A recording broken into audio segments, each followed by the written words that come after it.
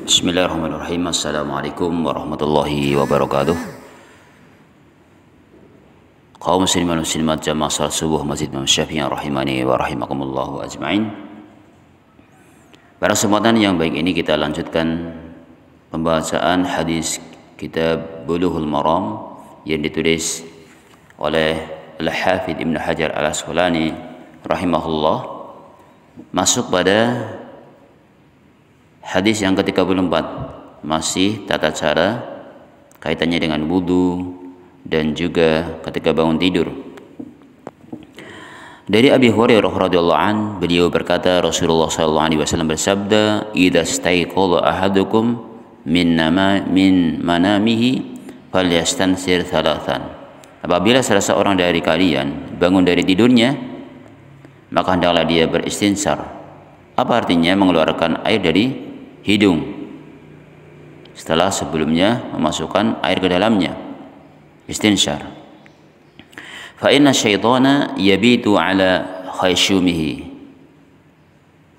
Karena sesungguhnya setan itu bermalam di lubang hidungnya. Jadi ketika setelah tidur dia berwudu, kemudian dia juga ketika wudu istinsyar, masukkan hidung ke dalam air ke dalam hidungnya, kemudian dikeluarkan 3 kali. Ini merupakan penyebab untuk mengusir syaitan, karena syaitan itu berada di rongga atau di lubang hidungnya.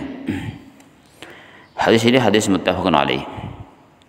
Kemudian yang ke-35 dari Abi Hurairah radhiyallahu an, beliau berkata, Rasulullah sallallahu alaihi wasallam bersabda, "Idza staiqadha ahadukum min naumihi fala yahmis yadahu fil ina'i hatta yahsaliha thalathan fa innahu la yadri aina batat yadahu." Apabila salah seorang dari kalian bangun dari tidurnya, maka janganlah dia mencelupkan tangannya ke dalam bejana sehingga dia mencucinya sebanyak 3 kali. Jadi bangun tidur jangan langsung dicelupkan ke dalam bejana. Tangan kita jangan langsung dicelupkan, tapi cuci dulu 3 kali. Cuci 3 kali. Kenapa? Karena tidak mengetahui di mana tangannya itu bermalam. Fa innahu la yadri aina batat yadahu. Aina batat yaduhu. Karena tidak tahu di mana tangannya itu bermalam. Ya kan, kita tidak tahu, tidak menyadari tangan kita di mana. Maka itulah sunnah Nabi sallallahu alaihi wasallam. Kemudian yang ke-36. Yang ke-36 dari Laqit bin Sabirah radhiyallahu an, beliau berkata, Rasulullah sallallahu alaihi wasallam bersabda, perintah untuk menyempurnakan wudu. Asbighil wudu'a wa khallil bainal asabi'i wa bari fil istinsyaq illa an takuna shaiman. Sempurnakanlah wudu, sela-selailah dengan menggosok di antara jari-jari dan maksimalkanlah dalam beristinsyaq. Itu memasukkan air ke dalam hidung. Jadi suruh setelah itu kumur-kumur, kemudian istinsyaq, kemudian ketika istinsyaq memasukkan air ke dalam hidung,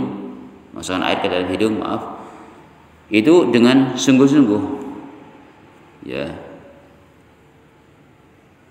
Illa an takuna shaiman, kecuali dalam keadaan puasa, karena tak khawatir nanti masuk ke dalam tenggorokan kita. Jadi ketika puasa ya sedikit aja, jangan berlebihan. Dalam riwayat lain, dalam riwayat Abu Dawud, idza tawadda'a famadmid, apabila kamu berwudu maka berkumurlah.